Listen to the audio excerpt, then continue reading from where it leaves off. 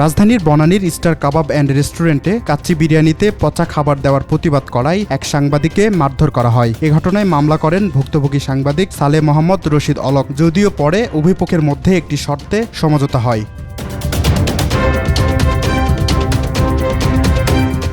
রোববার ৮ October star kebab and রেস্টুরেন্টের বনানী শাখার সিইও এস.এম. মনিরুজ্জামান বিষয়টি নিশ্চিত করেছেন।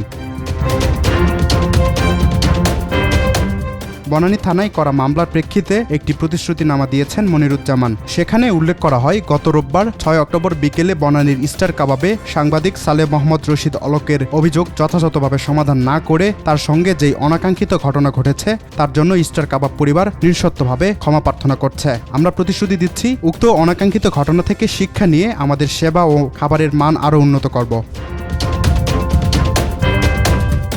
তিনি আরও বলেন, সালে মোহাম্মদ রশিদ অলককে আমরা প্রয়োজনীয় চিকিৎসা ব্যয় ও ক্ষতিপূরণ দিতে চাইলেও তিনি তা নিতে অপারগতা প্রকাশ করেন। ক্ষমার শর্ত হিসেবে ১,০০০ এতিমকে একবেলা বিনামূল্যে খাবার দিতে বলেন। আমরা তার শর্ত মেনে নিয়েছি।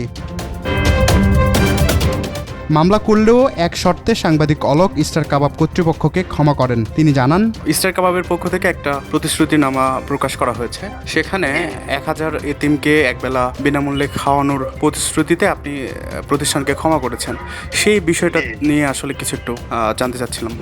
আসলে আমি তাদের যে 11 জন স্টাফ গ্রেফতার হয়েছিল তারা খুব কান্নাকাটি করলো যে ভাই আমরা সরি, আমাদের পরিবার আছে, সংসার আছে, মাফ করে দাও। তখন তাদেরকে মাফ করে দিলাম। এখন মাফ করে দেওয়ার পরে সেটা আবার একেবারে জিরো মাফ হয়ে গেলে এখন আমি যদি তাদের কাছে আমার চিকিৎসা বাবদ ক্ষতিপূরণ নেই, সেটা আবার আমার মনের সাথে যায় না। কিন্তু এখন তাদের উপর যদি অর্থনৈতিক কোনো চাপ না যায় তাহলে তারা মনে করবে যে কিছুই তো হয়নি, তারা তো জিতে গেছে। এই কারণে তখন তাদেরকে বললাম যে আমার কোনো চিকিৎসা বাবদ কোনো ক্ষতিপূরণ লাগবে না, কিছু লাগবে না, কিন্তু ১,০০০ দিনকে আপনার খাওয়াতে হবে এবং এটা আমি খেয়াল রাখবো, আমি লিখি। তখন আমি ২,০০০ বলেছিলাম, তারা ১,০০০ রাজি হয়েছে। আগামী সপ্তাহে আমি তাদেরকে কয়েকটি এতিমখানার নাম দিয়ে দেবো এবং তারিখ নির্ধারণ করে দেবো যে কবে তারা খাবারগুলো পাঠাবে। সেভাবে করে তারা কাচ্চি দেবে। কাচ্চি তাদের যেটা ৩০০ টাকার প্যাকেজ, সেটা তারা সেই এতিমদেরকে ১,০০০ এতিমকে আমার দেওয়া লিস্ট মোতাবেক তারা পাঠিয়ে দেবে এবং সেটা আমরা সহ আমাদের যারা সাংবাদিক বন্ধুরা আছে তারা মনিটর করবো।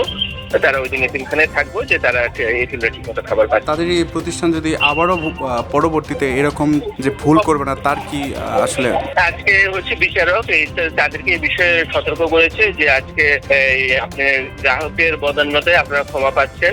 গ্রাহকের সাথে এই খারাপ ব্যবহার করা এটি স্টারের মতো একটা হোটেলের জন্য খুবই দুঃখজনক, জাতির জন্য লজ্জাজনক। যদি আর কখনো এরকম কোনো ঘটনা স্টারের সম্পর্কে শোনা যায় তাহলে স্টারকে এটার জন্য কড়া শাস্তি দেওয়া হবে এবং যারা এটার সাথে জড়িত এবার ছিল তাদেরকেও সতর্ক করা হচ্ছে। যদি তাদের নামেও কখনো অভিযোগ দেয় তাদেরকে তখন আর জামিন দেওয়া হবে না, তাদেরকে গ্রেফতার করা হবে এবং কঠোর শাস্তি দেওয়া হবে।